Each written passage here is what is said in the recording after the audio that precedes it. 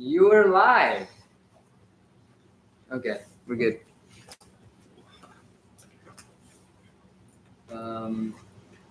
How's this? Hello. Testing. Check. Testing, 1, 2, 3.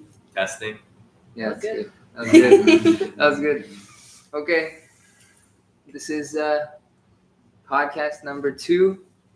We're gonna discuss your presentation, AI, and education, and these things like that. So, I didn't actually think about how I was gonna start this, and now I lost my pen.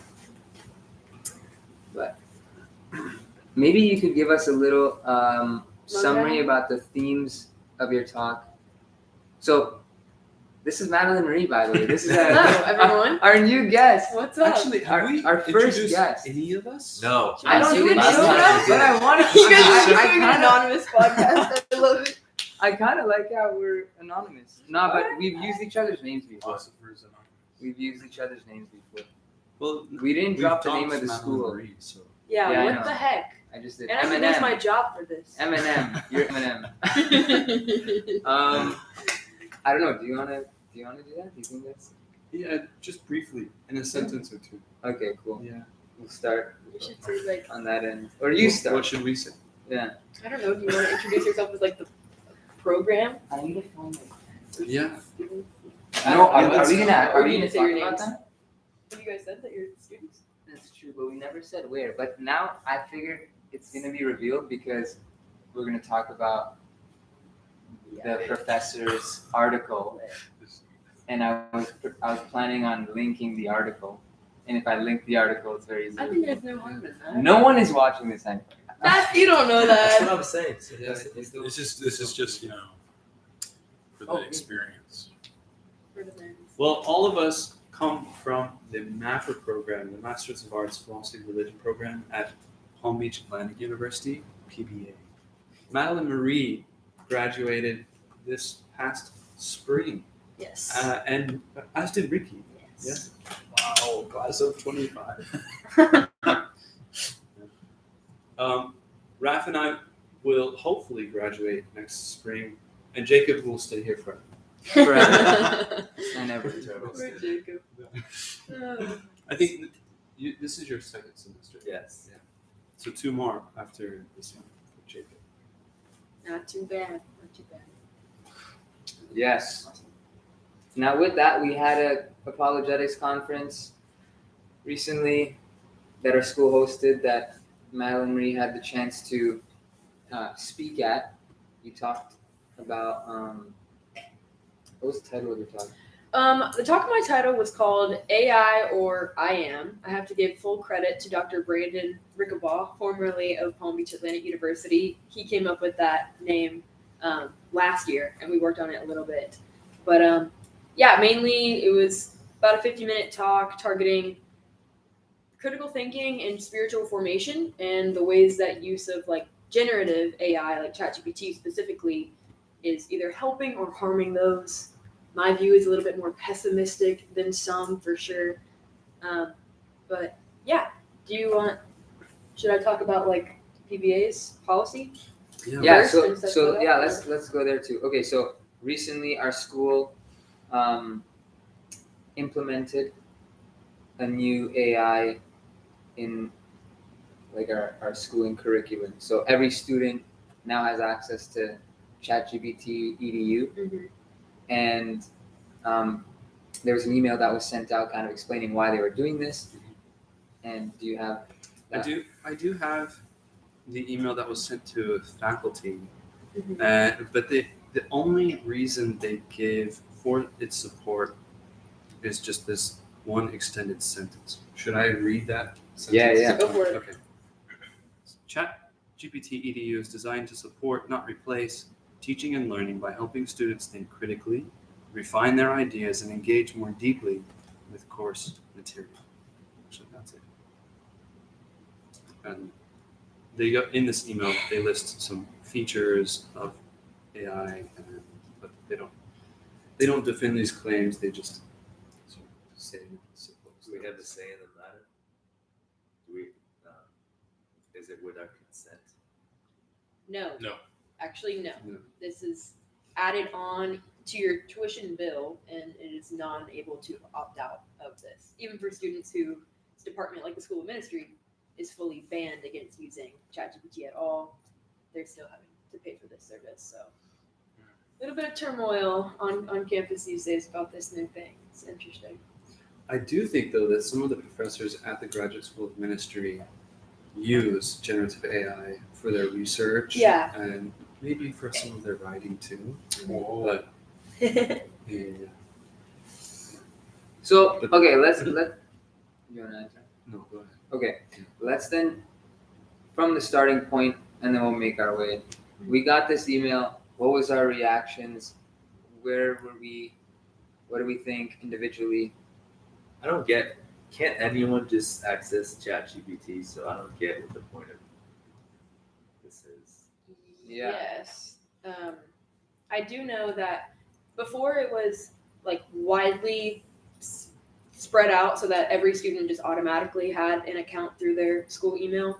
They sent out an email to any student that had previously signed up for just like the free normal version through their PBA email. They got an email saying, hey, we see that you have a ChatGPT account with this email address. Just knowing after this date, that account will not work anymore and you will have to go through like the PBA ChatGPT. I don't know the correct terminology, but window, I guess you could say. Their closed circuit portal. Yeah. So it's exactly like ChatGPT, except allegedly they do claim that the prompts that you put into it and all the answers, they're not being used to like test further AI models. Yeah. So we had discussed this Yeah. a little bit, like, and you had used the word. I don't know if you use the word data mining or like I do think RAD. it's data mining. Yeah, so I think, okay, one of the reasons why this specific ChatGPT EDU, it's probably one, I don't know, I'm just thinking, it's probably one just like a marketing thing, like to try to get something marketed specifically for schools, maybe a few added safety features, few added like user-friendly features for students and professors. But for sure, it's going to help them gain a lot more information on how people use what they research, how they use AI in academic circles at the university, in the school. So it's like when I think of this information world and data and how it becomes like the gold and the super valuable product that it is today, the more precise your data, the better. So if you have a channel, like if you just have one channel that's just ChatGPT, and you got engineers, you got schools, students, all these people coming to this one place, it's hard to filter and categorize all that data. But if you have, or at least if you have like specific, here's like an engineering ChatGPT that we sell to engineering firms. Here's a school education ChatGPT that we sell to universities and high schools and whatever. And then you have like, here's the questions that are coming from that source, that channel. Here are the questions, here are the queries, here's the data coming from that source.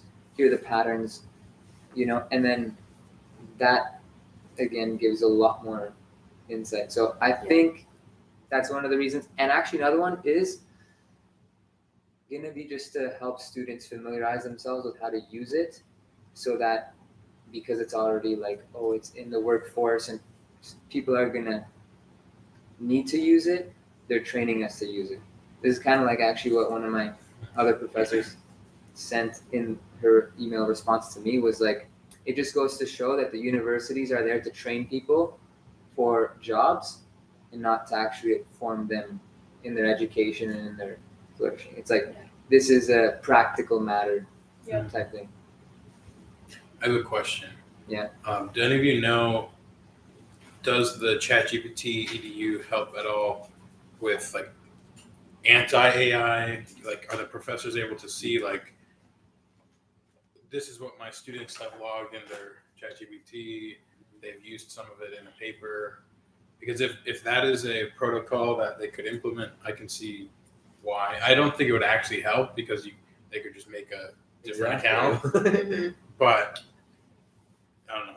Maybe Yeah. maybe that could be a reason that they could justify it. I That don't know. that would be better. From the faculty side, I haven't seen any like inside diagnostics like that. I don't have access to for my page as a professor, it looks just like ChatGPT, you know. But then it just has different specifically trained bots for different tools. So there's like one to help you make assignments or to come up with writing prompts if you're teaching English or just all these different kind of things. They're not all for education, so it's kind of interesting. Like you can sort of tell that this is a stage one of this tool. But I believe that it looks pretty much like the same for students, just with different specific prompts. If that makes sense. So as a professor, it can like lesson plan and stuff or help with formatting assignments and lesson plans. Yeah, and I haven't actually seen this on my side of Canvas yet, but in the original email, it did say that it was going to be onboarded into Canvas, so that it would help with grading and things like that, which as an educator is an issue for me because I feel like you learn so much about where your students are actually struggling by looking at their work. So you're not able to actually help them if the machine is doing all that grading for you, in my opinion. I do wonder sometimes too that when I think of education, I think of it as for the sake of the development of human persons. Right. And if we then conceive of education as just a machine to generate new knowledge or more research, it's almost like humans then become the means for intellectual products instead of these intellectual products as serving the development of humans. It's like we become the tools for journal articles and That would make us worse than slaves because then we're paying. For your own slavery. Say that again? It would make us worse than slaves Because we're paying tuition and this additional fee to help this whole marketing thing. Yeah. Seems like all our technology does that though. I just want to tag that on. All our technology ends up we're creating iPhones and then we become slaves to iPhones. We're creating these things and then we become slaves to them. This is another. Yeah. I'm wondering too. There's this phrase. It was something like publish or. I'm forgetting it. That in some academic circles there is a lot of pressure for professors to churn out journals and to publish. Yeah. Otherwise, their career could be at stake or something like this. 100%. And you're seeing a lot of journal articles with the authors being you're seeing a lot of journal articles that are being co-authored by these bots, by these chatbots. There are hundreds and they're cited these. As a real person, and then with they're not even transparent about where they're getting some of their information, and these are on major academic journals. Interesting. I didn't know it had infiltrated that far. Yeah. So, but it just when there's this much pressure put on the professor, what can you do but to then offload it to some large language model to help you stay afloat? But then it just they just become the tool for these articles, and I just think it's completely backwards. And well, anyway, I don't want to get sidetracked so much. It's funny. Even I've noticed. I just looked now on my phone, but in the stock app, a lot of the stories are written. It's AI generated. The articles for the various news things, and I mean most of the time I just looked. It just seemed like there was one specific, it was Simply Wall Street. It was AI generated by Simply Wall Street. Most of them were them, but I just did a quick search. I'm sure there's a lot of other companies that are using AI to just quickly create articles about, oh, this company just released earnings. Throw the earnings in the AI and then ask it to create an article, and you keep refining it for 5, 10, 20, 30 minutes, and you post it, and 30 minutes after the earnings call, you already have an article out there, right? So you're like, again, efficiency, fast, getting it to the market. Yeah, and also just from a company standpoint, it would be much more economical for them to like have one person and just feeding AI prompts, or to get an AI that just scans the earnings report on its own, than to employ someone to actually pay them an actual think. salary to think and read. Heaven forbid. Yeah, and form an opinion on things. It's much easier to just, pay for an AI subscription or whatever. So we haven't really addressed what our apprehension to having AI being used We're yet. leading up to. Yeah. Oh, Yeah. We're leading up to this. We're sort of like giving some of Dancing the. around. Yeah. But okay, that's fair. Do you want to? Yeah, If go. I can provide just a quote of, I'll just quickly say, academai.info lists hundreds of these, suspected undeclared AI usage in academic literature. And I have one from the journal of the Global Education Journal. And there is, quote, "As an artificial intelligence, I cannot provide an analysis of this discussion because I cannot evaluate the truth of the debate or research methodology." So in professional academic journals, scholars are just That's copying crazy. and pasting what large language models are saying. It's a big Dang. It's So- awful. And you're right, Like sometimes it does feel like the only option, and that's with my students too. They're like, "Oh, well, I just have so much work, and everyone else is doing it, so it feels like the only option." Yeah. But it's only our only option now, as of the past 5 years. You know what I mean? I know it's so fast. I Like don't the agree with turnaround on that, this has been crazy. Yeah. It used to be like our only option was staying up all night and writing a paper, Yeah. or actually forming a relationship with a professor over time, and asking them for an extension, getting to know them, getting to a point where they trust you, you've shown interest in the class, and you can be like, "I'm really sorry, for whatever reason, but I need a day. Right. I'll do everything I can to get it done." But now it's like, it seems like that threshold has been reduced severely. They're like, "Oh, I don't know what I'm going to do, but I can't stay up all night. I'll just use AI." Yeah. And because now we have this tool, people could then expect more from others, because AI can just help us do all of these things. It helps us be so productive. So let's just ask people to do more things. I think it'll be important for professors to be vocal and be like, "I'd rather you come to me and ask for an extension than you go, at 11:58, type in a prompt into ChatGPT and then copy paste it by 11:59. Yeah. To just be like, do the work. At the end of the day, again, this is for your formation, right? But that's the thing. In some disciplines, that's less a worry, probably. Most likely. For sure.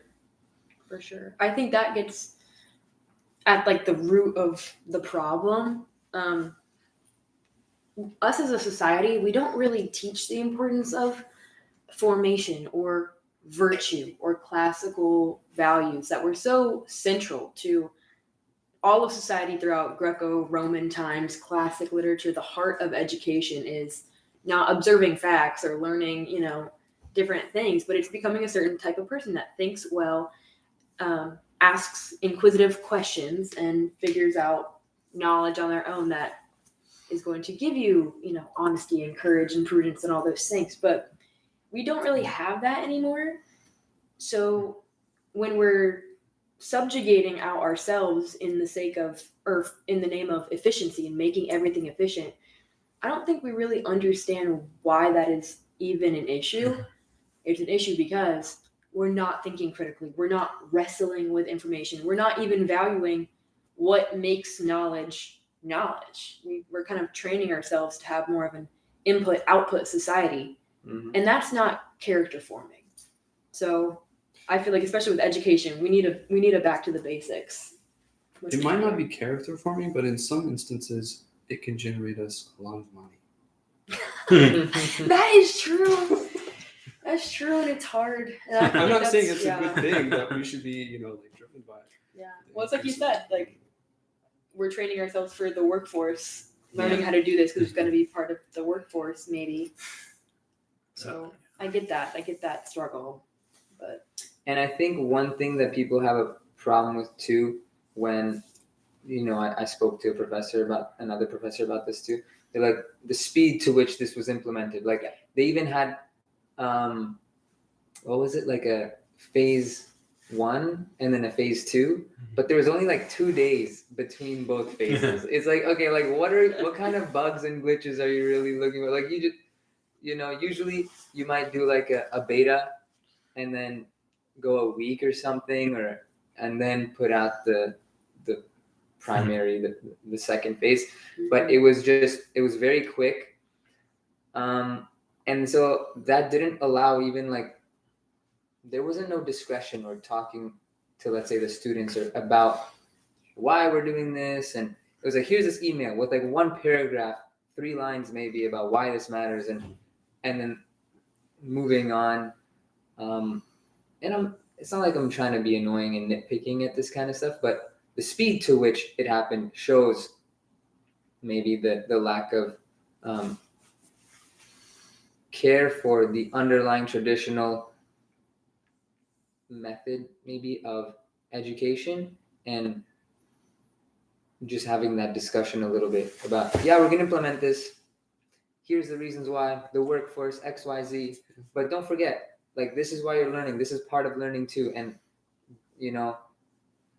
I guess don't be tempted to do these things, and use it immorally, but have that balance. I mean, again, you're putting, like, what's an expression? You're putting something in a kid's hand that he's gonna use, like, and you tell him not to use it. Yeah, exactly, and tell him not to eat it.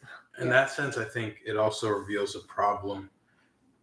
Not calling out any of our specific professors, but in a lot of the ways professors have handled assignments. I know my cousin, I won't say who, he would have these like discussion posts for one of his classes, for like some finance accounting class.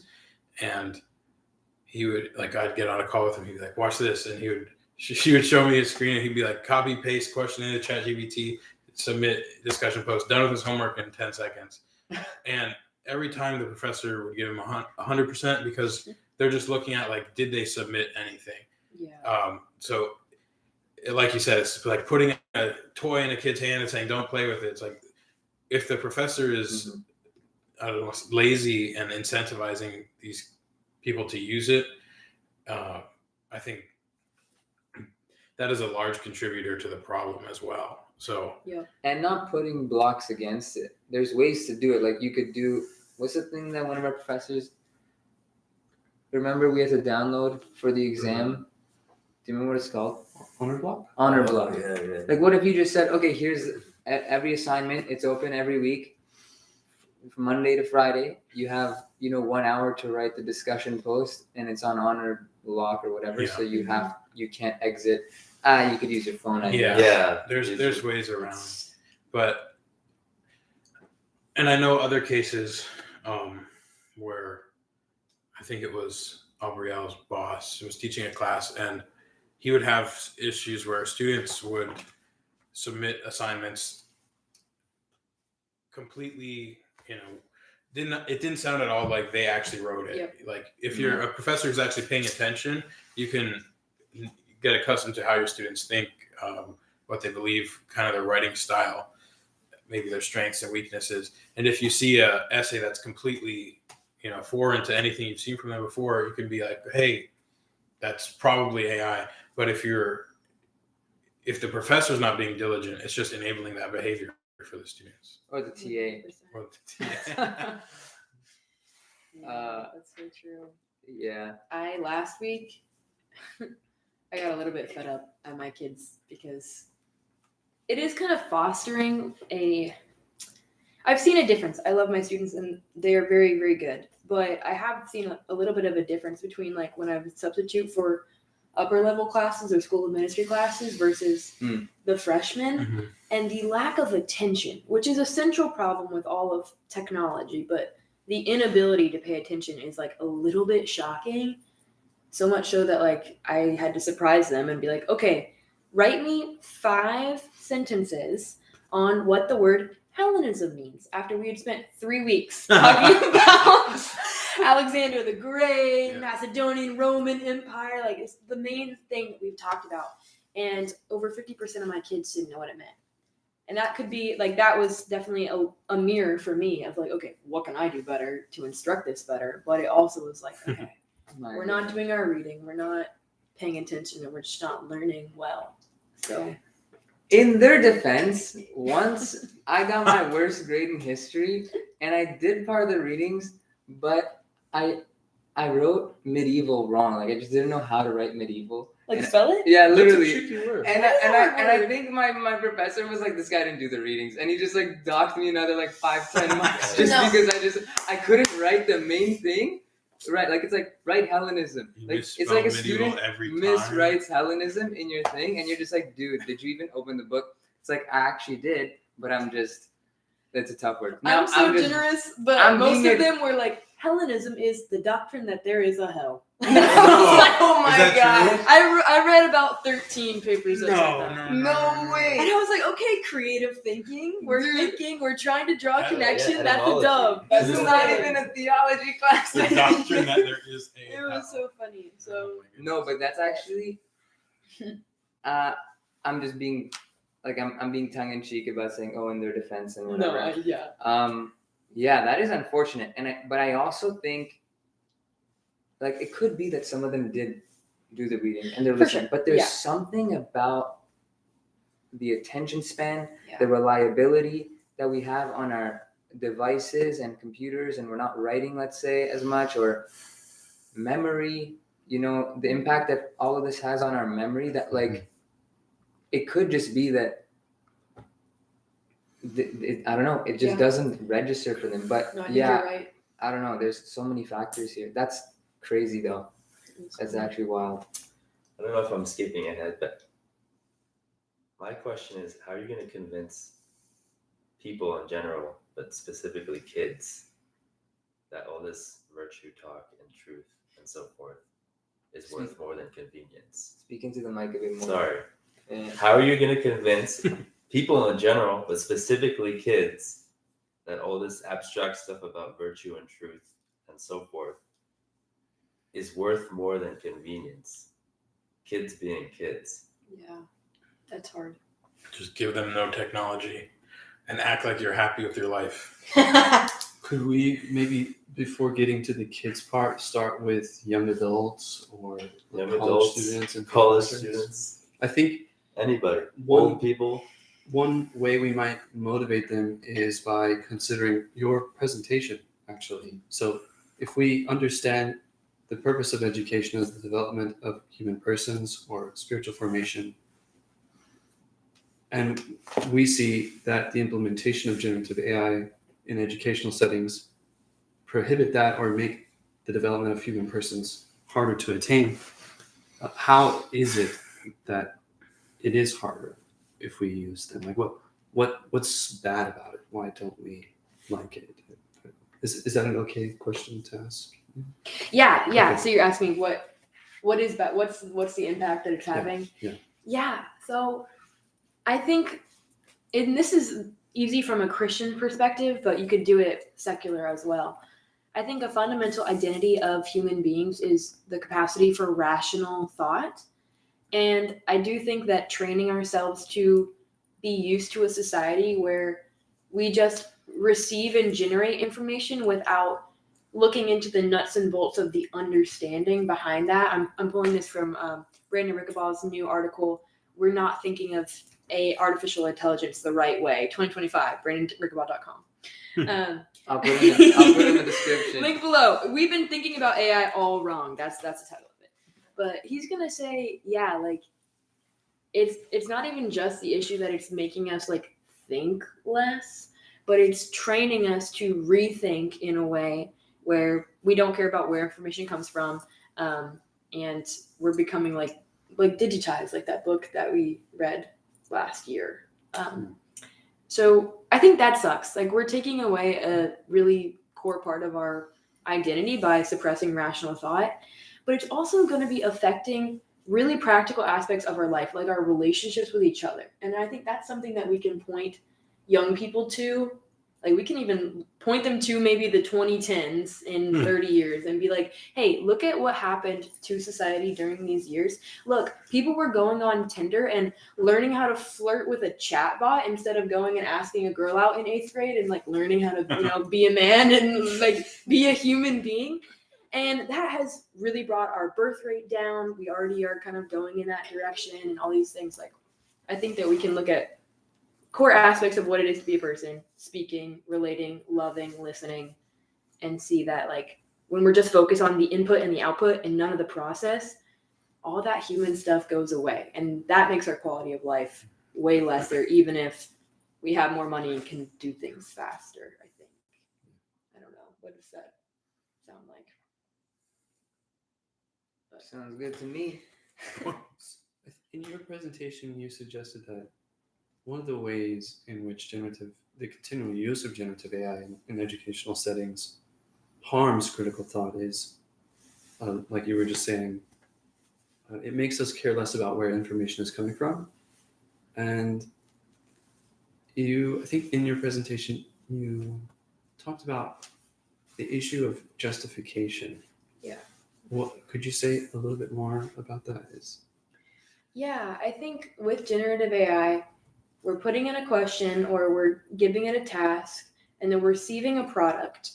And because so quickly our society has kind of like put our trust into the fact that these models work and are reliable, we're not searching for the reason why what it says is true.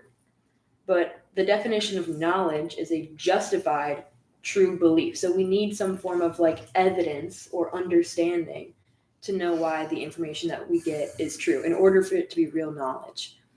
So when we're not doing that, we're kind of just blindly accepting, which sometimes, a lot of times, it will give you wrong information. We're kind of bypassing the justification part. So it's not really knowledge if you look at it from that definition. So what if generative AIs reached a certain point where they no longer hallucinated or fabricated, misquoted certain sources, but became very transparent, we're able to track. But instead of tracking those sources, we just accept what the language model says at face value, knowing that it is reliable or trustworthy. Would we then be justified in just accepting what it is they say? There's a lot of assumptions it has, though. Like you mean it's going to tell you where its assumptions come from? Because I've talked to ChatGPT before, and I've gotten to admit on several occasions that it's basically uses data from like the majority. It chooses the data from the majority of like what the academic sources are saying. So it's just biased, but it says things like it's fact. And that means it's more secular, it's more leftist, it's more neo-Humean, to use a kind of a technical term. And it just says things.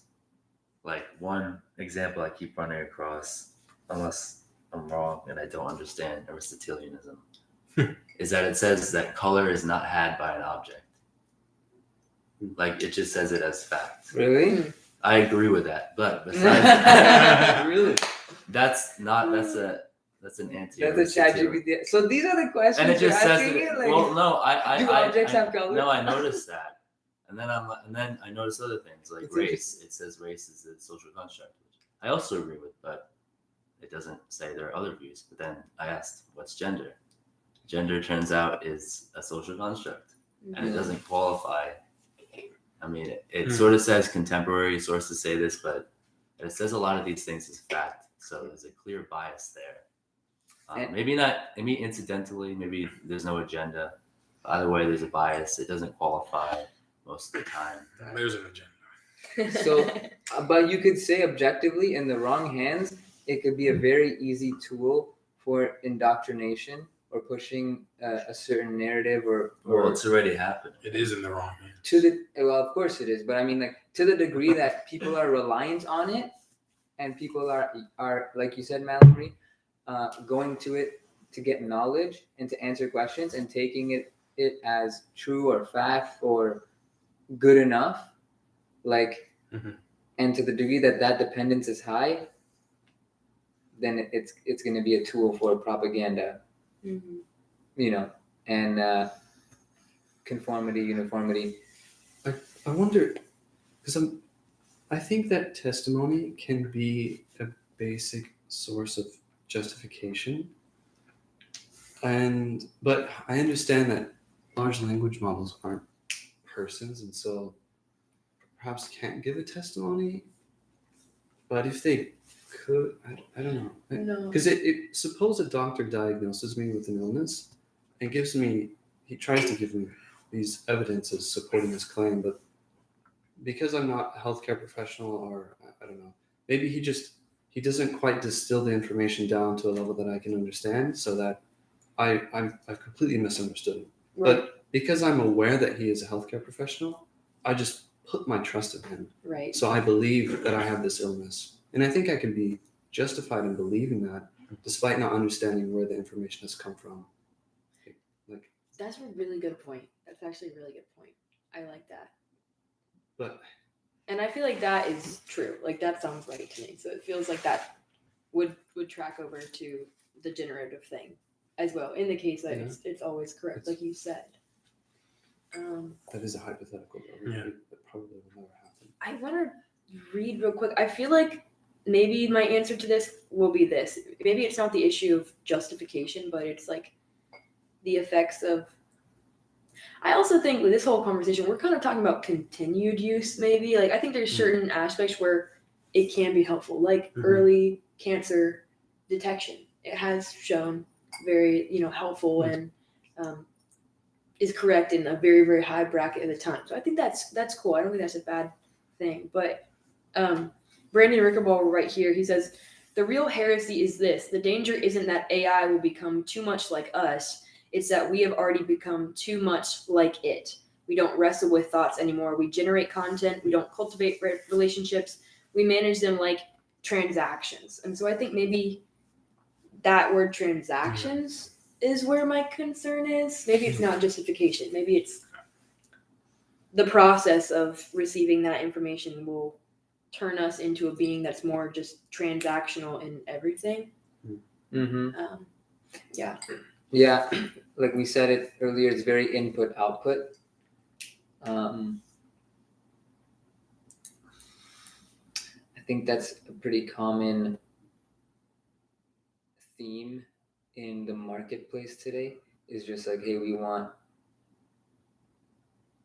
turnaround, give me the product, deliver, it doesn't matter how you get there, just give me what I need as quickly as possible and as good as possible. And AI seems to fit in that category of a tool that's going to fit that requirement. It's not about do this the right way, whatever the right way is, or whatever the right way would be.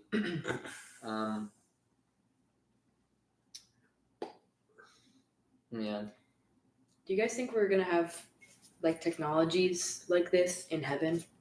No. Okay, that's where I never imagined a laptop in the kingdom, right? Which maybe I don't know. I hope not. I have not had it. I don't know, actually. I don't know. Yeah, I haven't really thought about that. Maybe I don't know. I guess I don't see why not. But wait, Dr. Brower talked about this. What did he say? Yeah, like what did he say? FaceTiming your friend across the galaxy, like you're on this planet. It's gonna happen.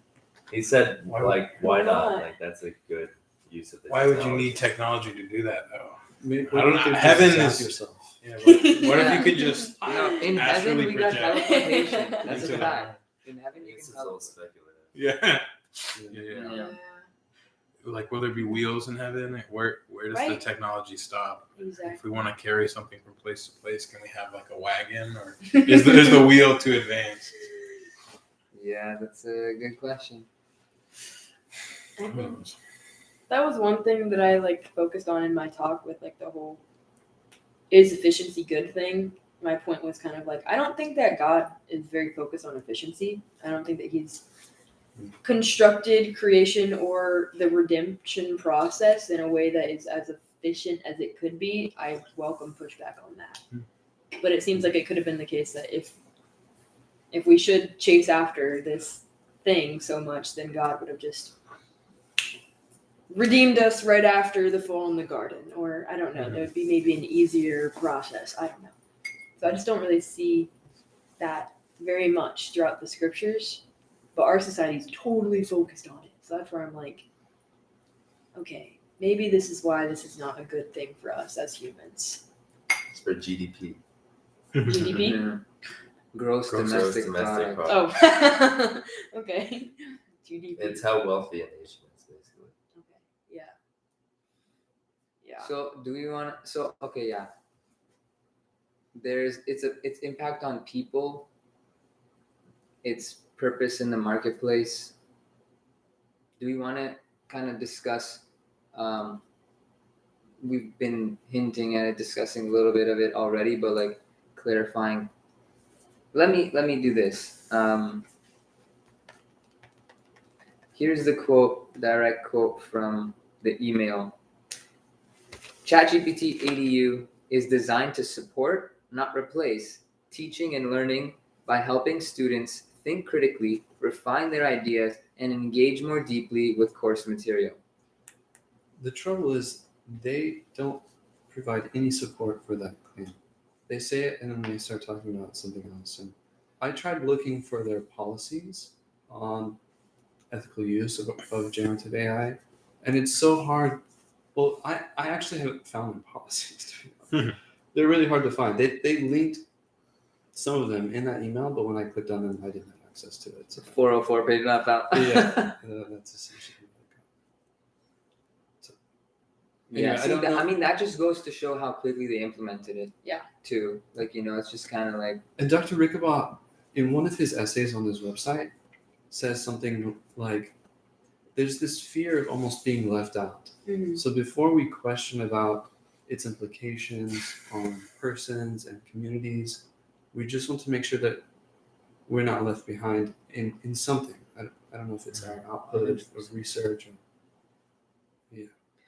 I mean, this is a common theme in the marketplace. So in like the free market in the United States, when you listen to these business guys, they're always like, it's all about adapting and changing to the new things in the market, to consumers, to, supplies, to, trends. Everything is about changing and being at the edge. Because if you fall too behind, you might get lost behind and you might go out of business because someone else is going to come and eat your lunch.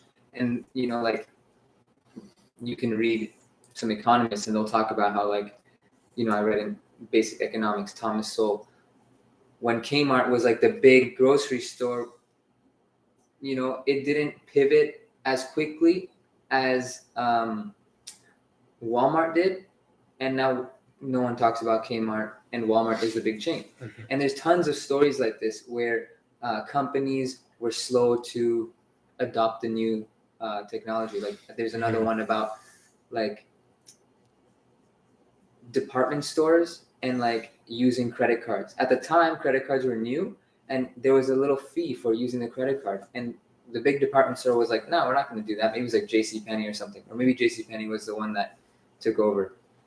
And so the big dog was like, "No, we're not going to do that," I think. And the little dog was like, "Yeah, let's start doing it." But credit cards started to gain a lot of traction, and then wiped out the competition. That was part of like, let's say, the takeover. So with AI, when I was listening to the business people talk when ChatGPT first hit the market, it was like everyone you got the reaction, oh no, AI, it's gonna like take over our jobs and it's gonna do this, and then there's the people saying it's not good for our thinking and our humanity and this like that.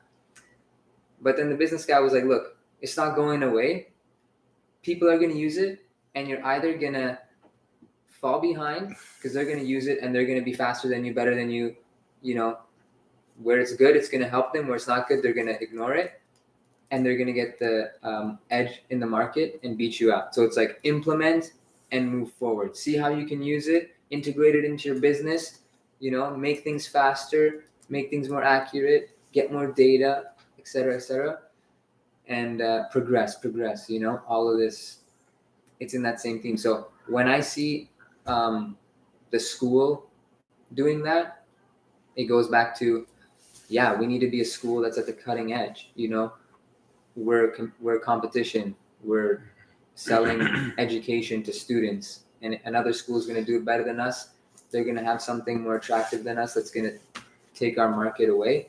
No, we can't let that happen. We need to implement ChatGPT and AI into our curriculums so that students at least have the option type thing to learn it, to use it, so that they're formed to then use it in the marketplace when they get jobs and stuff like that. So definitely there's a competitive type of fear of missing out, being left behind thing in that sense.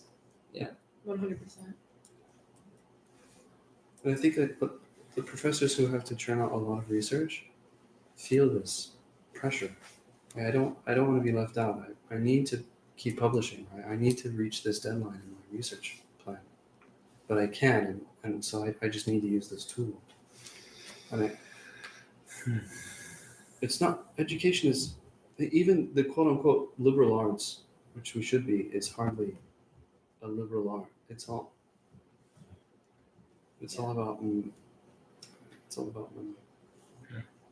I liked that in your professor's email, she said the humanities will continue to shoot themselves in the foot or something along those lines. And we keep going that direction. Yeah, exactly. And I really like that. Once with this professor, I talked to her and I was like, I was so enamored by the liberal arts because I was just like, whatever. I was at this liberal arts school. I wasn't planning on going to a liberal arts school. I didn't even really know what it was about. And I learned about them. And I was like, this is good. And then I tell her, like, there's a market for the liberal arts out there. And then she was like, it's funny you use the word market to describe this. Like, this is a market. You're missing the point, basically. It's like, no, this is for formation. This is for becoming, like, the right kind of person. And it's not like, but now I definitely recognize that. I definitely would have recognized that back then too, but I recognized it in a marketable way at that time as well, because it's like, we needed that so much then. We need it so much more now. We need people to be formed in the right way. Like, a lot of our problems today is a result of that. And it's because people are not reading good literature. They're not thinking. They're not critically thinking. They're not engaging in, critical dialogue. They're not asking important questions and meaningful questions. Mm-hmm. They're, yes, about the philosophical question. What does it mean? What's the meaning of life? Or, what is love and what's good and what should I pursue? They just kind of accept whatever's given to them in society. What should I pursue? Whatever is fiscally beneficial, whatever's going to give me a good life to vacation and, kind of have this work-life balance, whatever's going to give me status and prestige. Like, those are kind of implicitly taught in the culture, and that's what people are taught to pursue. Okay, here's another question they don't ask. At what cost? But you see them wrestling with these things in society already when podcasters and YouTubers and influencers are, criticizing certain things. And, what could be an example, but, how it's not actually about, your worth isn't measured in XYZ way. Mm-hmm. So I can see the desperate need, the hunger for what the liberal arts offer in people, you see the symptoms of that lack in society today. And I mean, I think these things come in waves too, and there's a movement now of kind of rebuilding that as well. Right. But I was gonna try to find her exact quote, but I mean, you get the point now. I guess we discussed that. It's funny that you say that about the liberal arts because even like 4 years ago when I was a teacher's assistant for first year experience, PBA's like welcome to college class. On the day where we like taught about what liberal arts institution is, none of it was focused on being a person. It was, oh, we're gonna teach you a little bit of skills in all these different areas so that you can then go out and get a job in a various different It's like we're well practical rounded. things. That's Yeah, well-rounded Yeah. in like a vocational or Yeah. utilitarian kind Exactly. of You'll be a sense. great worker for no matter what company hires you. Exactly. Yeah. Yeah. So no. Yeah, and that's what I don't know where I read this. Maybe it was my professor's email, but even classical institutions today are marketing their education to parents in that same way. Like, yeah, we're giving them a formation that's going to make them better employees, better husbands, wives, better, in the world. And it's like, yes, you're right, but there's, ultimately that I guess it would be an end in itself, the education there in the classical tradition, right? But let me read the quote quickly that she wrote. So, the humanities will continue to shoot itself in the foot as we convince ourselves and students that the value of critical thinking is measured by its worth as a marketable skill. There it is. And that's how I saw it back then. I was like, this is a marketable skill. People need this. Critical reasoning, like everyone needs this. This should be a mandatory class in every university. You need to learn about logical fallacies and, modus ponens, modus tollens. Like, this should just be basic. But it's not.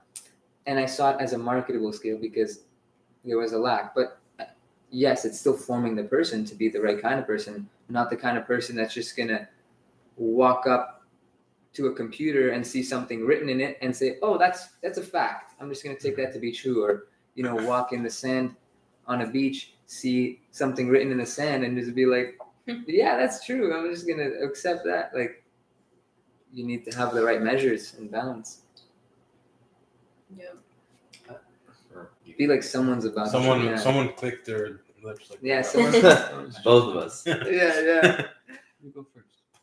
Yeah, I just wonder how much of this is lodged in like the American or Western way of thinking, which is extremely pragmatic and prioritizes.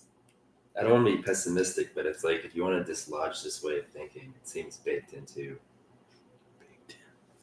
American what? Nothing. Okay. Baked in was like an inside. I don't know. It's like an inside joke from like you know what I'm talking about. I do know what you're talking Zach about. Kralik. Not to dox him. Oh no. Sorry. And it's sort of like how can older generations really be mad if this is the mindset they've inculcated in us? That's interesting. If it's all about jobs and it's all about efficiency, that's Yeah. all. That's what In we're my doing. generation. That's exactly what we're doing. So what's the problem? Yeah. Okay. I can remember studying philosophy in my undergrad, and people would sometimes ask me, "What do you want to do with philosophy when you graduate?" And I would tell them that I would like to continue my education afterwards, but really the answer, if you want to answer that question with respect to the liberal arts, so like let's consider philosophy for instance. The answer to that question, what you want to do with philosophy, is philosophy. It's not, I want to generate some sort of project so that I can make some money so I can feed my family and feed my food. It's just about the ideas because we find the ideas important. Or another liberal art, let's say the fine arts. What do you want to do with art history? You want to study art history. Yeah. You don't have to, it's important to make money and to provide for yourself and for your family, but there are more things in life than just getting food and getting money. And the liberal arts are trying to peer into that and give us some greater sustenance of these things. But I agree with you, Jacob, in that we live in a very pragmatic culture that sees the development of persons as entirely a function of our net worth or however much money we make. So what's wrong with cheating then? Guess there's nothing really wrong with cheating. There's nothing wrong with cheating as long as I get the product on my desk. Yeah. So why give kids Fs for cheating? I think I'm not, all of this stuff is justification. gonna disintegrate. All this stuff. We're going Because down we the just path. need to make sure that people recognize the value of things other than material wealth. And I think So that goes back to the original question Yeah, that like, Jacob it's- asked that we never actually It's, answered. What's the original question? How are you What was going it to again? convince anyone? but I don't even know if it's an American thing. Because say you go to like, No, it's a human say you thing. go to like some Chinese village and you drop ChatGPT to them. Wouldn't it like, if they learn how it works, wouldn't it like DeepSeek, end up being the same thing? Yeah. So Is it then not it's just already? like a, I think it's a human thing. I think it's just a It's a human sin thing. issue. It's Okay. like, okay, we talk about how we become slaves to like our technology, but like technologies aren't just material things. Technologies are immaterial, like systems are types of technology. You could argue that, the free market system is a kind of technology. The democratic system is a kind of technology of governance, with a kind of end. And so we're a slave in the same way that we're a slave to our iPhone to the free market system. And the free market system prioritizes like output and goods and services, right? That are like, and unless you regulate that, what's with your face, bro? Always be doing these things. Always be doing these things. Criticizing the free market. I support the Listen, free market. I support the free market also. None of us are Free markets, Enterprise Day. It's my favorite. It's worth 2 chapels. Listen, If that doesn't reveal something about the liberal arts, we like these things can Sorry. be good. Jesus They was a can have carpenter. For sure. Jesus And was Jesus was an entrepreneur. he was. We all need to be entrepreneurs. he supported This small is- businesses. Hey, but the Gospels aren't Filling written their nets for with us, fish. apparently. No. So it's No! Shut it Oh, down. man. Okay, well, But you're right. They're good things. yes, There there are are good good things. things to these things. Now, but the irony is, and I was just reading this for our 2,000 word integrated paper for Phil Tech. Okay, started. Actually, how long was 9. Dr. one page? Rickabaw's Rickabaugh integrated? Oh, Full time? actually, probably Rickabaugh- 1,500 words. Rickabaugh made us work for it. Yeah, he did. I remember As he it did in with the every first- assignment. last year Yeah. too. And he would I don't grade know. us very harshly. I mean, not even that harshly. He was just actually a good professor. Yes. Not Yes. no shade at anyone else. Yeah, no. Okay, wait. Let me get back to the point here. Let me back on track. So the irony, yes, these are good things. Okay, so then how did they become bad things? So I was reading, who was it? Maybe it was Bernard of Clairvaux. I think it was him. Of what? Book 2, chapter 11. Oui. Clairvaux. And he mentions how these virtues can become vices. And then in another, in the Patience article, they kind of also talk about how like spiritual disciplines are meant to just be practiced for the sake of practicing the spiritual discipline. Rather, the spiritual discipline is a means to the end of receiving the graces that God will, let's say, bestow on you via the practice of the spiritual discipline. So the spiritual discipline kind of puts you in a place where the graces of the Holy Spirit are accessible to you, informing you and shaping you. It's not just about praying every morning. And no, it's that they have a spiritual effect. At least that's how I was understanding the paper and what it was saying. Now, not that has to be a topic of conversation, but the same kind of theme was what Bernard was talking about in, I first named him like, he's my boy. that these virtues can become vices. Okay, so then that's the question: how? Now he may have elicited a little bit about that I'm not able to recall at the moment, but I think it's going to be similar. It's that we don't practice these things for their own sake, but for some other sake. And sometimes we lose sight of that for the thing itself. And so it becomes, efficiency, products at the cheapest cost, whatever, because that's actually the value. It becomes the value or whatever. It becomes the main end. But that's the question. Why is it that sometimes these good things we abuse and they become bad things? How is it that humility can actually be abused and then become pride or arrogance, Mm-hmm. And this is happening with our use of technology.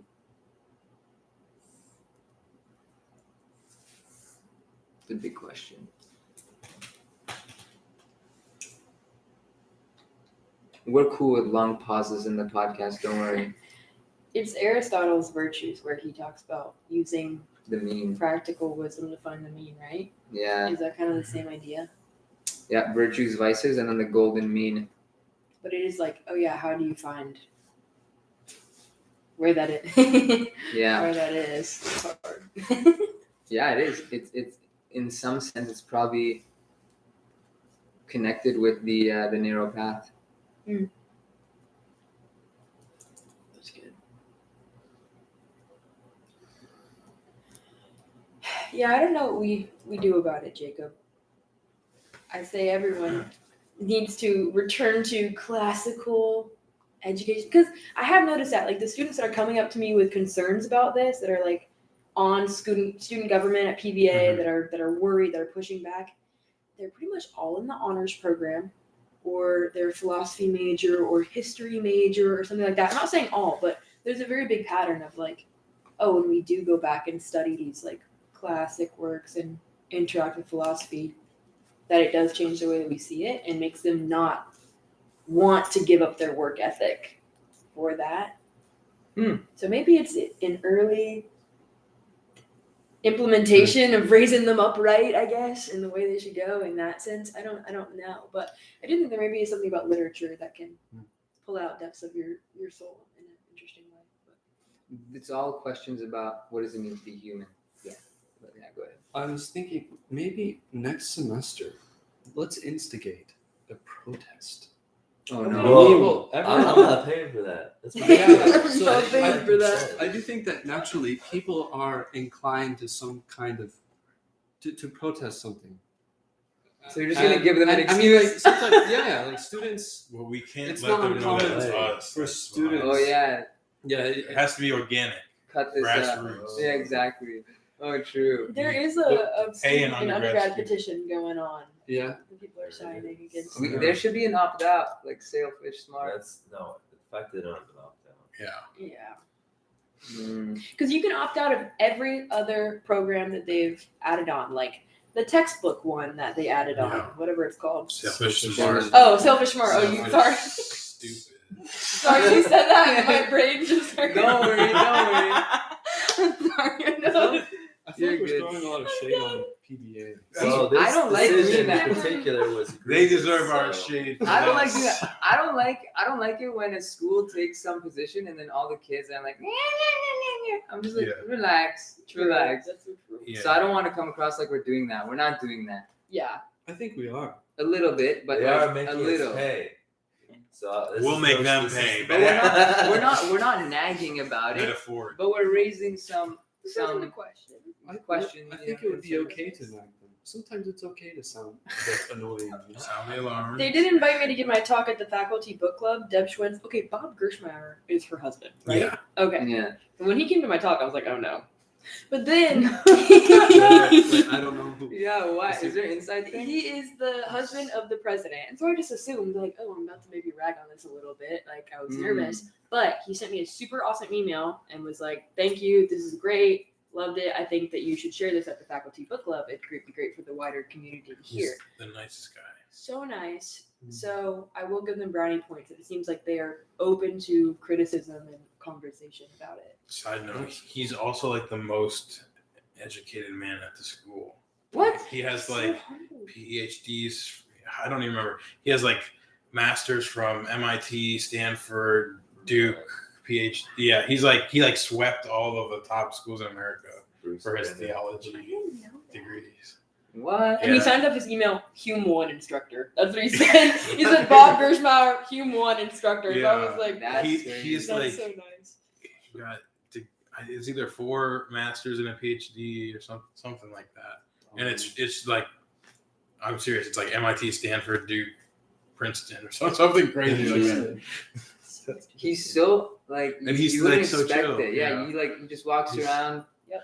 Doesn't really say. They won't even really say hi. Like, I don't think I've ever said hi to the guy. Maybe like barely in passing, but Meanwhile, he's just like a genius. That's awesome. I did not know that. That's funny. Well, okay. How are we gonna convince people to Jacob's question? Because we haven't tackled that. It's a good question. How are you, plural you, going to convince anyone to not? I didn't finish the rest of the question. How are we going to convince them to not use AI in their academic life or their Yeah. life in general? By force. Yes, Oh. that's always good. Coercion. Yes, that's the question. That's the question, though. How are we gonna teach them the value of these virtues that are not what's the opposite of efficient? I'm blanking. Not expedient, not easy, not to like acquire, Mhm.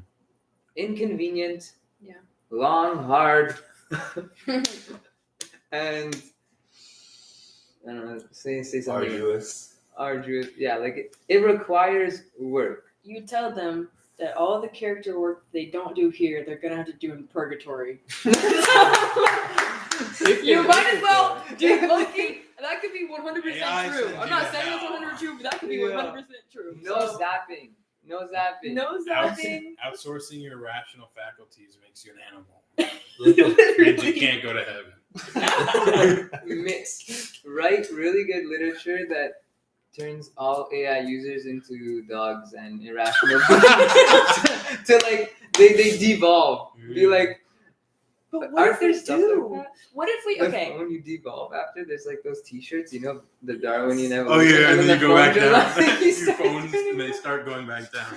Yeah. That would be hilarious. You're gonna turn into an amoeba. Ooh, but like, do we think that the Wall-E world is like a feasible reality, or do we think that's like crazy? Like AI Wall-E is gonna consciousness? happen. Sometimes I'm afraid that these things are gonna happen.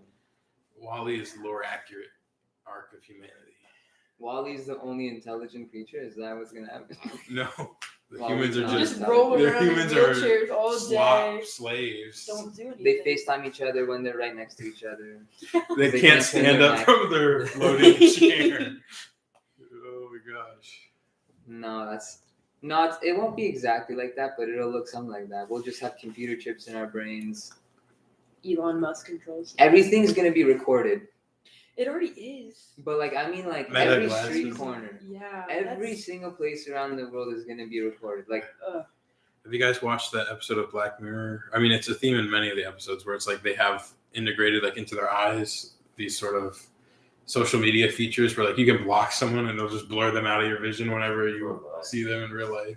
It's like, think about like, I mean, we have like Meta glasses now, which like it'll record and it has a little AI, it has translator, it has a little interface that you can apparently interact with. I haven't used them, but I mean, we're not far off from some of that stuff that even like 10 years ago was like a dystopian future depiction. And they're like, let's make that real.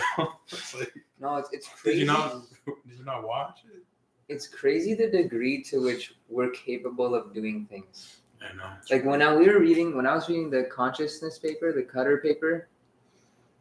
You know which one? Yeah, and Solomon. Yeah, AI and Solomon hypothesis. I was like, I didn't read the whole thing yet, but like I was slightly concerned. I'm like, okay, maybe maybe these things are gonna be. Maybe we are gonna be able to like recreate life in a way. I don't know. Me, I'm like, I was just entertaining the thought that what if that is a thing? Mhm. Because like, bro, if you told people what we're doing today, Yeah. 50 years ago, Yeah. they wouldn't believe you. Now think about 500, 1,000 years ago, They you'd would be like, kill you're out you of your for being mind. a Like, are you? witch. Yeah, they'd kill you for being a witch. Literally. You know, so it's like, yes, I think that true consciousness and life is connected to the divine Mhm. spirit and is breathed into humanity and life. But what if there's like, what if it's one of those things that God's like, I'm going to allow you to wield this power, but then obviously it's going to be not used very well to our own destruction. It's And I'm like, just like, what if that's possible? It's scary to think of those types of futures where like, What if the modern scientist is this sorcerer? oh And no, like these, like this mic here and that computer there. What if? Yeah. What if we're just all playing with magic and we've masqueraded the we are. magic for the natural world or something? Oh, we are. I think Dr. Rigobal would say like, it's not that we're disenchanted. We've just been enchanted in a new way. mhm. And I agree with that. Like, as much as they think naturalism and atheism kind of like killed God and Nietzsche or whatever.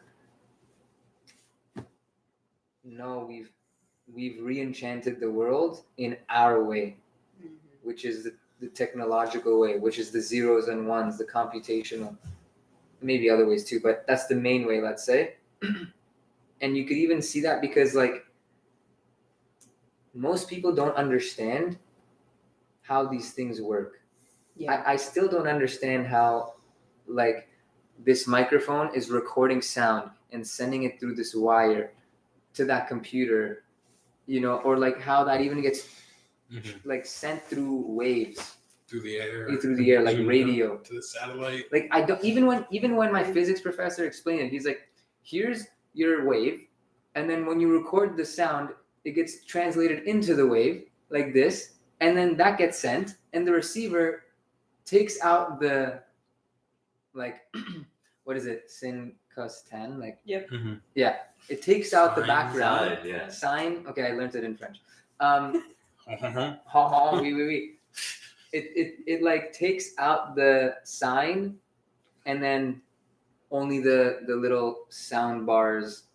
It's like, okay, you explain me something, but I still don't understand how that works. Yeah. Like, how does that actually happen? Why is it that I'm hearing this? So this has always been, this is a type of enchantment. It's a type of mystery. It's like a divine mystery, something that I cannot comprehend. But, I would say even the most astute, is that the right word? Physicists and engineers, computer engineers who like code and do this stuff, they still don't fully understand how it works. Like there's a limit to which we can explain it, just like there's a limit to which we can explain the Trinity or these other things. That's what I think. Yeah. And because of that, we're being enchanted by these things, and they're becoming our gods that we've erected and we're idolizing. Like this is the golden calf.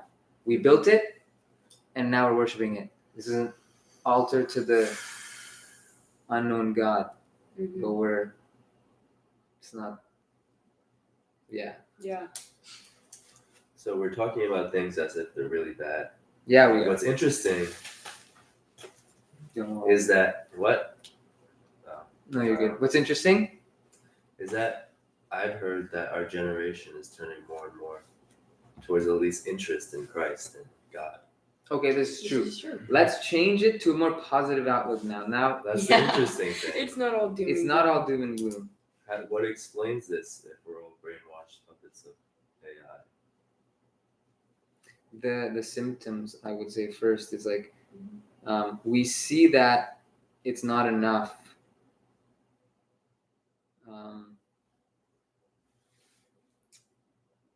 There's problems.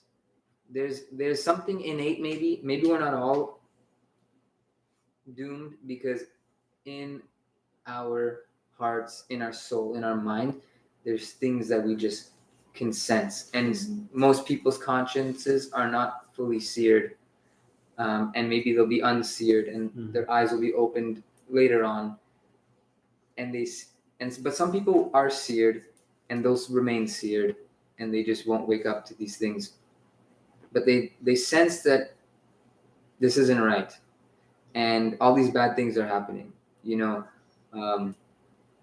suicide and anxiety through the roof, and teenagers being like in love with AI mistresses and whatever, to the point where there's lawsuits and there's deaths as a result of these things.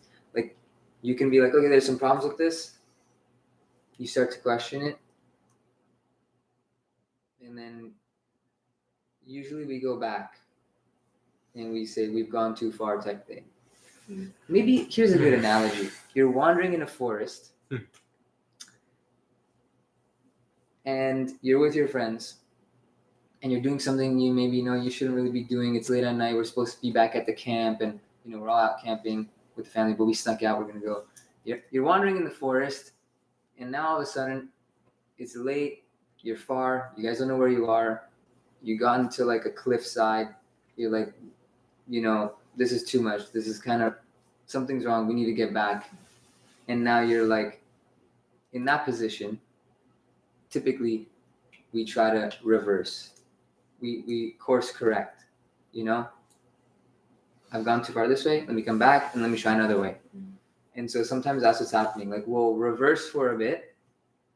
We'll adopt some older things, and then we'll try to reprogress in a new way, because the way that we first went isn't bringing us to a good place. Yeah, I agree.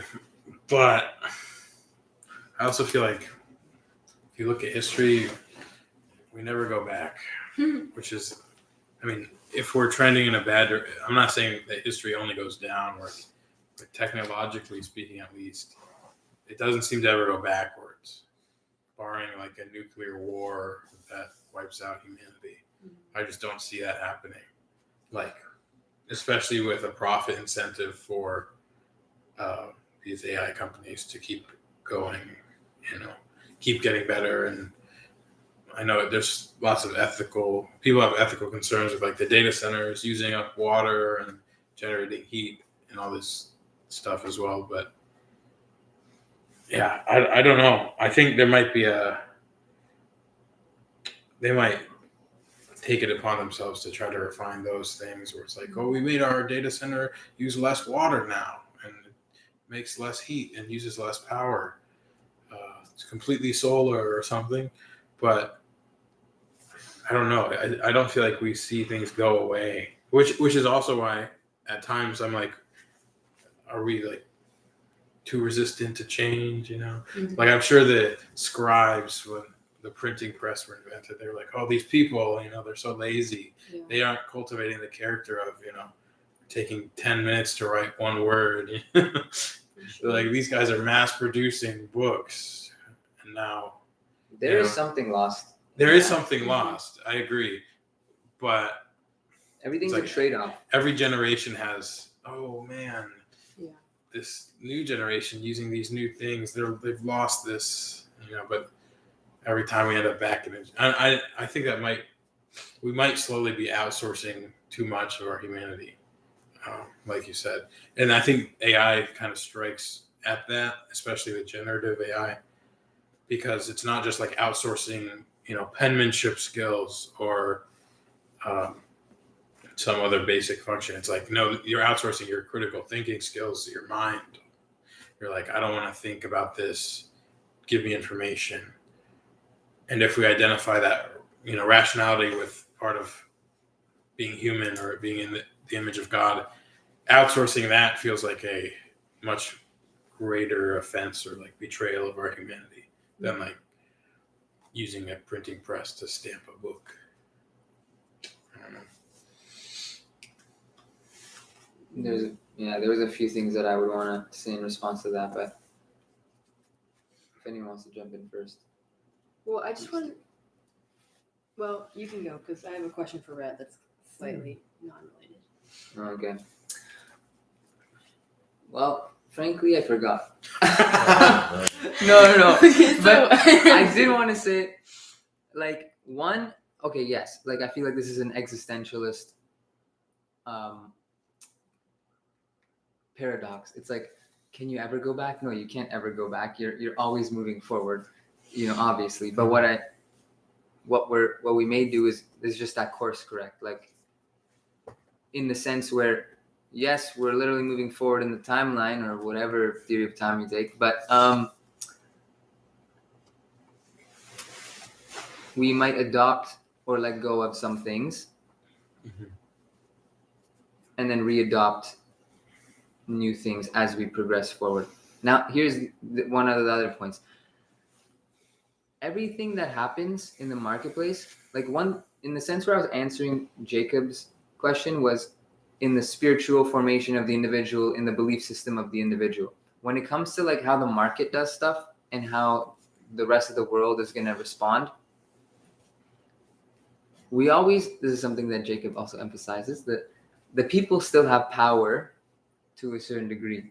Like it's not just like the corporations could just decide whatever the heck they want to do and move on. Like if the people start to say, no, we want to make sure that we're not using up too much water and that seems valuable and we live in this kind of democratic society, or just in order to keep the customer happy to come and use my product, then I'm going to have to kind of invest in making sure my plant isn't just wasting this water. So there's going to be corrections that are going to happen in response to how humanity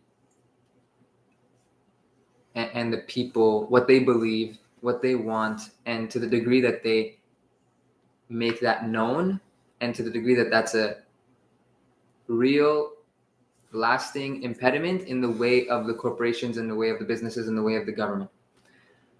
Unless they just want to go full-blown totalitarian, we don't care anymore, we're doing exactly what we want to do and you're going to like it and we're going to move on, then fine, then that's the world we're going to find ourselves in.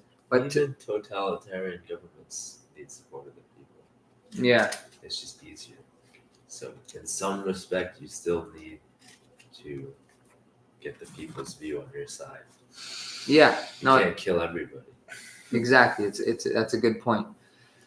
Our resident IR guy, international relations, and yeah. But the other thing I was going to say is it seems like this is kind of why we need a standard for what it means to be human and what the good life is and this sort of thing. And the Bible does give us a standard like that so that we can always come back to and measure what we're doing against it. Not to make the Bible fit into what we're doing, but to make what we're doing fit into the Bible. Kind of like what Dr. Bauer was saying during the intensive. Our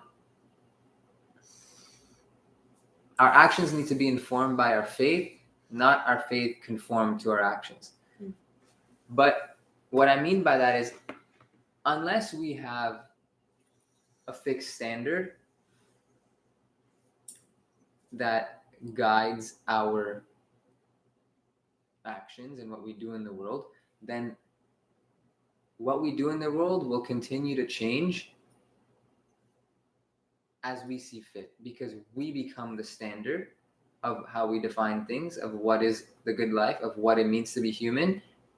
And then that changes along with the expression and the manifestation of our existence. So if people believe in a objective or some norm, some standard of what it means to be human and how we ought to live, then there's going to be some pull from that in how our life is manifested in the world. But if we abandon that and we become like secular existentialists and you are what you make of yourself, then we could just become whatever we want to become and do whatever we want to do, and that's what's good and that's what's helpful. And we want to put chips in our brains, we'll do that. We want to colonize Mars, we'll do that. And whatever is necessary to do those things, like we become God, just like in the garden. So those are the 3 things that I was points I was gonna make. That's good. Yeah, I think what I'm concerned about is exactly like the course of action that we're gonna choose to take. Because a couple weeks ago, you said that you have the stance, and a lot of people have the stance that humans are always going to act with accordance to what they think is good for them, right? Something along those lines. Yeah. I want that to be true, and I don't know if maybe I'm pushing back, maybe I'm just seeking understanding. But as far as like the tech goes, we're creeping on like 20 years of very, very common, almost globalized smartphone use. We've seen the effects of it. We've seen the effects of social media, and even like personally, like I know that this phone has made me a worse sister, a worse daughter, a worse friend in some crucial aspects. That I know that when I sit and looked at this instead of talking to people and getting to know them, that like that's really decreasing what I'm there for. However, even though I know that, it hasn't affected my course of action with how much I actually use it or what I do. Maybe in some senses I'm a little bit more mindful about being on it around people, but like when I'm by myself, I don't know. It might just be a personal thing, but I think it's kind of hard to get that discipline after the box has been opened. And some people are great, like you were great. Like you've Actually, rejected. I've sort of relapsed in the past like 6 months. Oh, really? And on social media, but it's with my computer. Oh, okay. And I've had to have my fiance block some things. But Hmm. yeah, Well, I was even okay better, for but- some time. And I still have my little phone, which is nice. Oh, right. Yeah. Comparatively speaking, you're like, Yeah. The You jelly are. bean. It's awesome. The jelly bean. I feel like I would agree in many instances I don't know what to do about with like I think there's different theories Hold about on, I'm gonna turn this on real quick. how humans how we approach risk and I remember in social science it was a philosophy class technically with Dr. Hansen. It was Foundations of Social Science, talking about like how do humans gauge the utility of certain actions. And it's like there are some people who prioritize avoiding risk, even if technically over the long run the risk route will gain you more. There's some who prioritize short term over long term. I think most people tend towards that. Even if you're like, oh, this data center is using water, we don't feel the effects of it. I feel like people will tend towards and I think you can kind of see that in the general American attitude, which is like resource, management, things that might not take effect for another 100 years or 50 years tend to not be a problem in people's minds. The effects of AI on society, macro scale over 50 years. It's like, who's thinking about that? It just made my grocery list. Of course I'm going to use it. I don't know. And not to sound like the average person can't be trusted for their own good, but the average person Can't be often I feel like be I trusted. can't Yeah, be you and trusted me, to you seek and in me, my right? own good. Yeah. But what correct me if I'm wrong. Yeah. Is what you're saying like in a roundabout way we are still acting for what we think is our own good, just in the sense that the good that we think we're acting towards is like the immediate good. Does that make sense? Sorry, what am I We trying to say? prioritize the immediate good and we discount. So the even though we know that future. there's So- some negative effects, we're still in our immediate good. Yeah, it's like if after a year you'll be a better person if you act in this way. Mm-hmm. But in the short term, it'll have a cost. But after a year, you'll end up with more, utility, whatever you want to call this measurement of the benefit it offers you. We tend to act in ways that are long-term self-destructive if they offer us some short-term, even worse, outcome. Yes. But in the other way, it's like we can objectively recognize a good that should be pursued, and I don't know if I fully agree. I understand what you're saying, though. We tend to act in what we think is good, but we're also able to recognize, like, okay, if I ate healthy and worked out after a year, I'd be better. But the short-term benefit of eating this food and not going to the gym and scrolling on my phone, that is actually worth more to me. That's The lesser good now is worth more than the greater good then. I know that's how my brain works a lot, yeah. and I think societally that's how it seems to be a trend. So what you're talking about is people naturally value the present over the future and the I near remember future this. over the distant future. Economists call this discounting. Mm-hmm. So this is exactly what you're talking about. In general, this is because valuing the present over the future makes it more tempting to do things that are enjoyable today, even if that leads to bigger problems later, as well as avoiding things that are unpleasant today, even if they would lead to bigger rewards later. Mm-hmm. When we discount the future, it can be hard to muster the willpower to make that commitment. Yeah, so it's sometimes philosophers call this weakness of the will. Good. So this is exactly what It's you're a great talking about. description. Yeah. Thank you, David Morrow, from That's a good paper. an essay in technology ethics. Yeah, I feel like that describes it pretty well. So Yep. maybe like when we sin or do wrong, is that we discount, the good too much. Delayed gratification, Yeah. these things are all connected. Yeah. Because I do think it's possible to do something wrong. I mean, maybe it's different, like in a self-benefit versus a moral. We've kind of been talking just about like the material good, not necessarily the moral good. I do think it's possible to act in a way that you acknowledge it's morally wrong, knowingly. But maybe you could still explain that from like a discounting sense. You might know it's morally wrong, but you want the good now. A certain something you deem in some way good, not morally, but just in terms of utility that it offers you. Yeah. We seek the good, like Augustine says. Yeah. Isn't that him who said that? Something like that. Everyone seeks what they think is good for them. No one willingly seeks what they think is bad consciously in that moment. In some yeah. Right, you have a book. I feel like you want to read something. I was just getting clear for myself. This internalism. Yeah, it is. Oh, yeah. Yeah. And there are different strands of internalism. But we should be able to say that we can do actions that we know are wrong. Mm-hmm. But I'm having a hard time with that. The reason why I say we should be able to say that is because that's what the church says. Wait, the church says we can do actions we know that are wrong? Yeah. Okay, this is what you guys were talking about at dinner. Got it. Yeah. Mortal sin. That's Yes, part of the got it. definition of the mortal sin.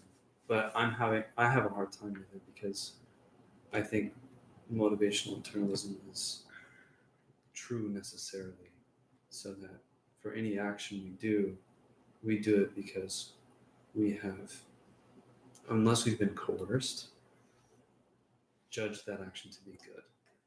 In a moral sense, good. Yeah, I believe in a moral sense. We can acknowledge that, let's say, hey, if I were to abstain from these foods and go to the gym, in the future I would be very healthy and in shape. But when I eat candy or tiramisu, It makes me happy. it can make me happy. But when I've committed that action, my intuition is that I've done the action because between this experience of happiness and the future goal of being in shape, the experience of happiness is worth more. And insofar as I've made that judgment, it's going to be a moral judgment. This action is more valuable to do than being in shape. Interesting. But that's I don't know that I want to recommend you to think like me, because it's not what the church thinks. Motivational internalism, do you think it's necessarily true? I think it's a conceptual necessity. It's a what? Conceptual necessity. Conceptual. It's like yeah, it's impossible for us to do something we think is wrong. But what about I feel like I do humanists? things that I think are wrong all the feel time. like I just have to look at my life and no, like, it's just a They like consecutive series of doing things I know is wrong. But I do think that there is always some little reason St. Paul why. says I So- do. What did he say? So I would. Yeah, he Roman says something like, Yeah. I do the wrong that I do what Don't I wish work. not to do, Yeah. and I don't do what I So- want to do. how I would explain this is like we know all the sins or bad things we've done before. We know they're wrong now, but we know they're wrong because we're not now doing them. When we're doing them, we don't know it's wrong. And for St. Paul, he says of the actions he believes to be wrong, that he has done wrong because he's not doing them. But if he was executing them, you're not. There's otherwise there would be this kind of schizophrenic. Like I hear that. if I'm smoking a cigarette as an addict, I don't know. But I don't know. I actually feel like not- there's a lot of people that know that they're doing something wrong. They can acknowledge like, I'm This doing isn't something good. wrong. but it's like, but I'm doing it, or even it's like, I know this isn't good, but I'm gonna do it. We're going out, whatever, and you go and you do it, and it's like premeditated murder is like. You could say if the person knows it's wrong, but I'm just saying premeditated sin, right? But you still, I feel like maybe you're making a distinction between the conscious and the subconscious, or like the internal. I think there's a distinction between like a pragmatic judgment of something offered to you versus a moral judgment. So like say you make and this isn't necessarily morally wrong, but like the diet and exercise versus going to fast food and scrolling on your phone. I think you can recognize and make the decision. I'm gonna get the fast food. I'm not gonna go to the gym. You can pragmatically say this offers me more right now, so I want it. But then you can still reflect on it morally and be like, I know that's the wrong thing to do. Like I know I'm not supposed to do that, but it offers me something I want right now. Mm-hmm. At least that seems true for me. Yeah. Yeah, like in your view, right, would that desire count enough as you thinking that it's a good for you? Does that make sense? Yes. So part of 'Cause what it maybe means that's to be a motivational internalist is that when we make a moral judgment, we necessarily have a desire that's in accordance with that judgment. So if I know that it's morally good for me to be in shape and to eat well, I'm going to have a desire to eat well and go to Okay. the gym. Hmm. So like when I choose tiramisu and doom scrolling, I've done it because I desire to doom scroll and eat tiramisu, and insofar as I desire to do so, I also cannot know that it is wrong. Okay. Yeah, Yeah. that would make wrongdoing a matter of ignorance, though. In every case. And you can't really Yeah. say you're doing wrong. Yeah. At least The rapist isn't really doing anything wrong, they're just acting in ignorance. Ought implies can epistemically. Yeah. Therefore, no one has any applications. Why doesn't God just provide this knowledge in the moment? That wasn't a good start. Do it again. Dude. There you We'll cut it. go. I think there's a lot of problems with this view. yeah. I know it's intuitive to you, but think of it this way. There's- Given divine command theory, if rightness and wrongness is identified with God's commands. Speak up. I'm sorry. Given divine command theory, given that rightness and wrongness is identified or grounded in God's commands, then you could reason contra motivational internalism. I don't want to do what God commands. So you can know what is right and wrong. You can know what is good and bad, because what is good and bad is grounded in God and God's will. Same thing with well, I don't want to get too technical, but what's right and wrong is grounded in God's commands, so you know what's right and wrong, but you don't have the desire to follow God's commands because you want to do something else. So in that sense, I think you can have knowledge of rightness and wrongness without the desire to carry that. But I'm not so sure that that's an objection or a challenge to motivational internalism. It's just the statement of the other view. And Yeah. you just stated the other day, which is that we But can you know- said it's necessarily true.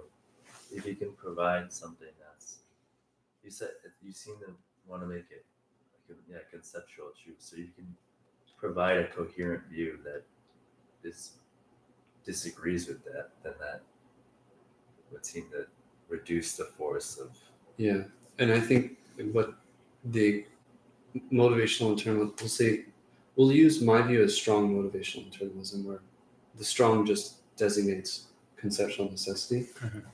The strong internalist would have to say that what you've uttered is a contradiction, that we cannot know what is right and wrong unless we desire what is right and whatever the opposite of desire is, the wrong.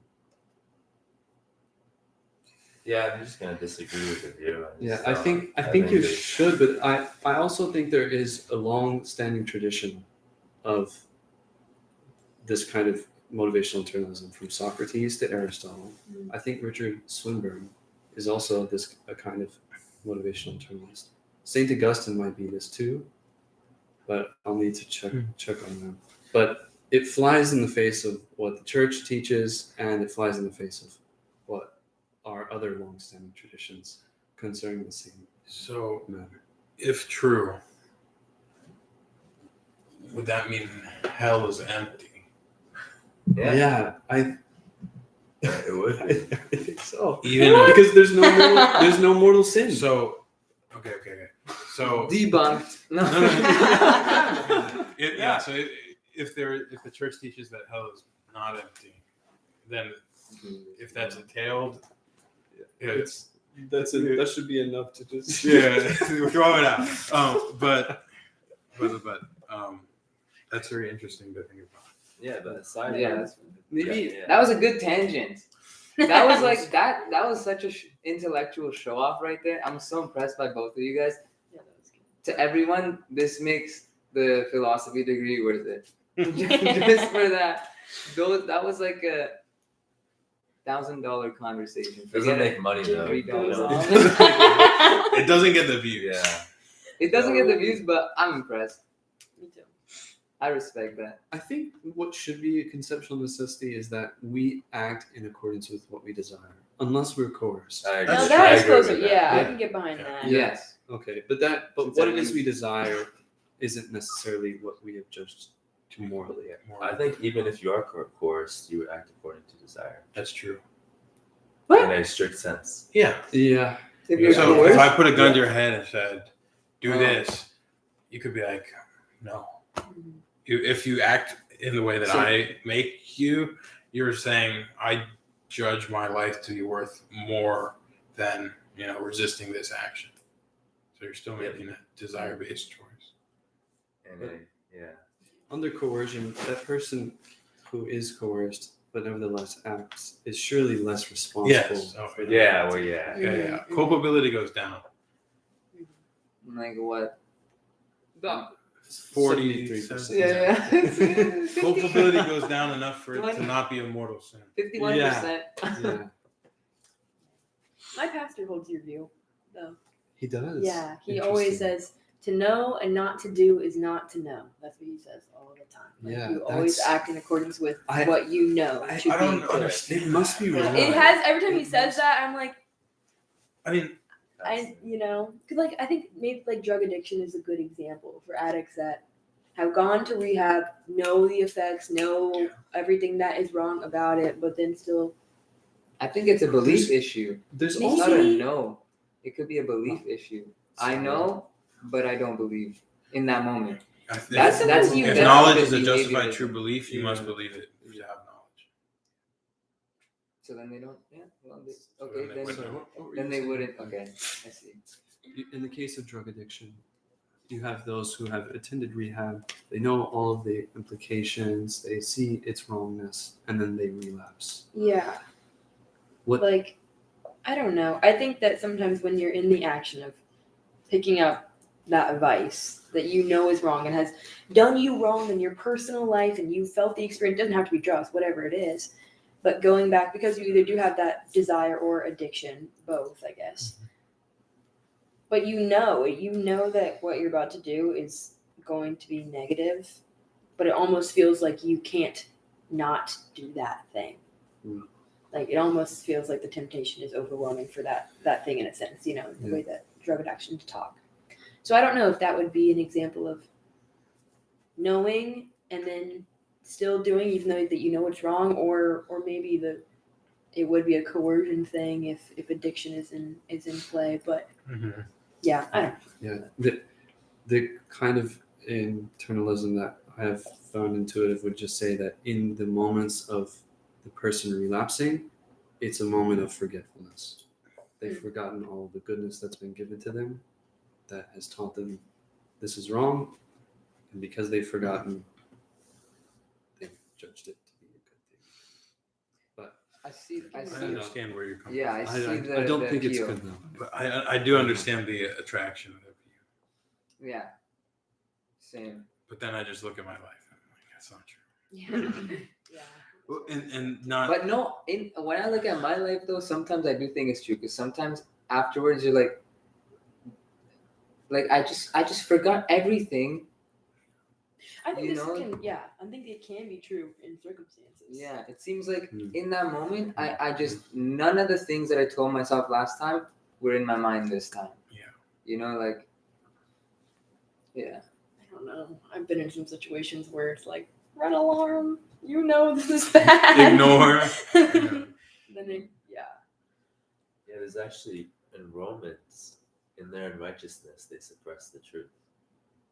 So it's more of a suppression of knowledge. When you try Yeah. to put it out of mind. Then Definitely. forgetfulness. Yeah, it could be that too. Yeah. And this isn't a personal attack at all. To me, like if I were to say something like that, I would feel like I was being arrogant. Saying like I've never done anything wrong knowingly. I feel like I could never It's so true. say that about myself at least. I don't know. That feels like It's like making an excuse for myself. it's The only true. reason I've ever done something wrong is because I didn't know any better. Or I forgot. It's like no, I've willfully done wrong. I think one of the ways to avoid this arrogance, if you accept this strong internalism, is the recognition that maybe I am just so forgetful. So like I don't have the cognition to like understand what it is I should do many times. Like I'm just really, really dumb. This is funny. Dementia. Yeah, like moral dementia. Moral dementia. So like, and if And the person recognizes this moral dementia, it sort of negates, at least in some ways, the possibility of pride. 'Cause it's like, well, I don't know. Maybe someone could be prideful by virtue of their having this moral dementia. I don't know. I see your point though. I don't know that. Yeah, I don't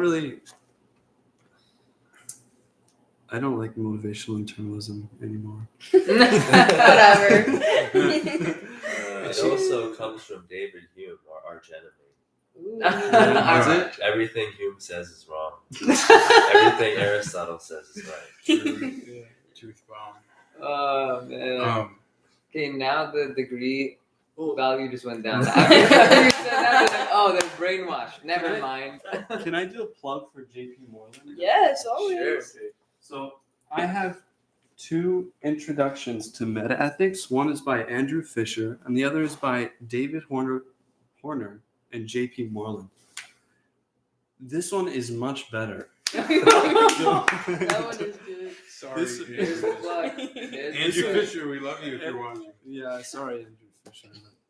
I think they've outdone Do, you. Yeah. Did Anyway, Andrew that's all. Fisher. Oh, never mind. It's not ethics. Never mind. I was Mm. going to ask you some dumb question. well, great That's tangent. Awesome.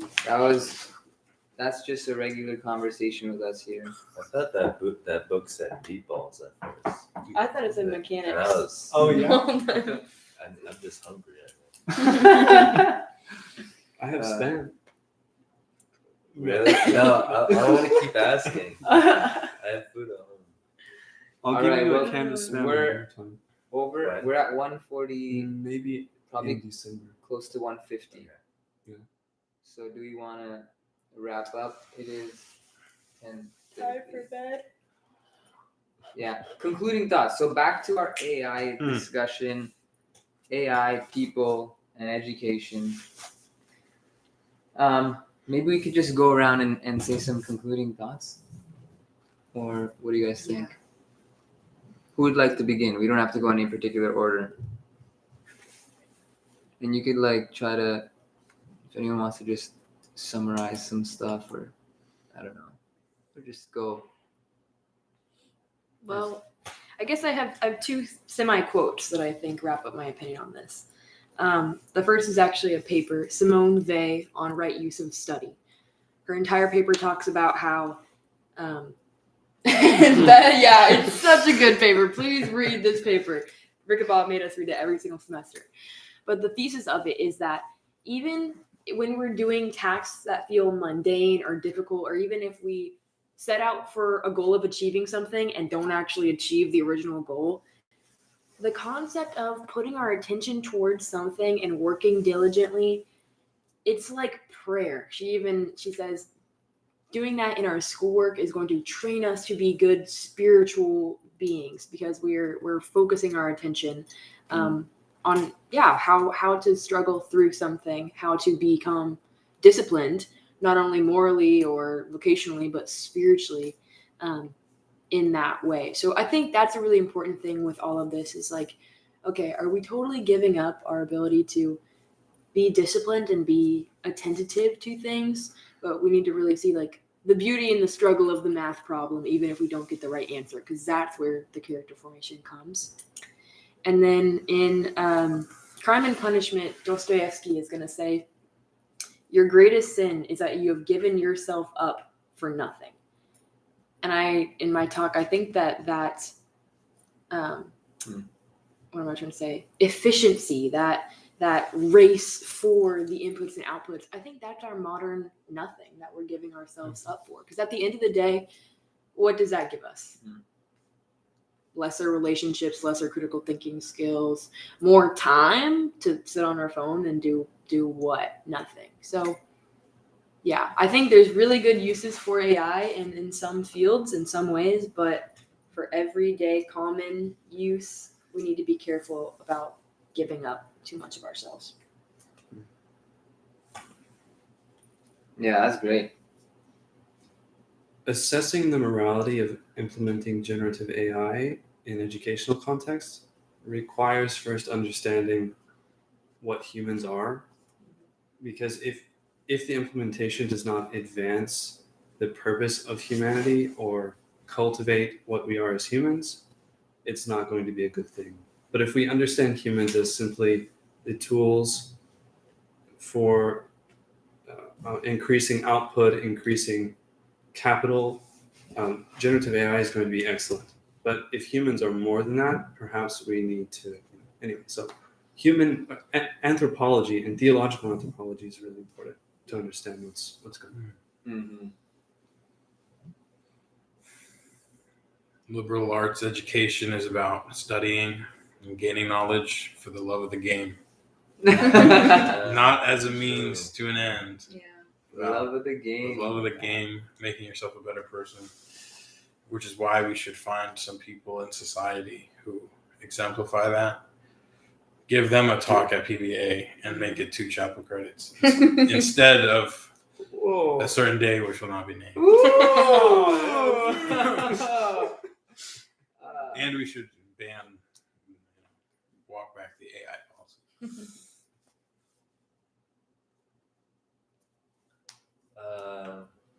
I I guess going back to my question on a more positive note, to quote William Lane Craig, he said, why are younger people going back to Christ? Well, they have the world at their fingertips and they found it wanting. So maybe our generation doesn't suck totally, because maybe we've seen the excesses and flaws of this Western society, which is all about money and comfort and so forth. Maybe that draws us more towards Christ than generations prior. So maybe there is some grounds for hope. Dang, you guys are good. You guys really excelled on this concluding remarks. Then I don't think Take us home. I don't think I can do it, bro. I think I'm not the anchor man here. I don't think I could do You're it. the host. You're the host. You are. Yeah.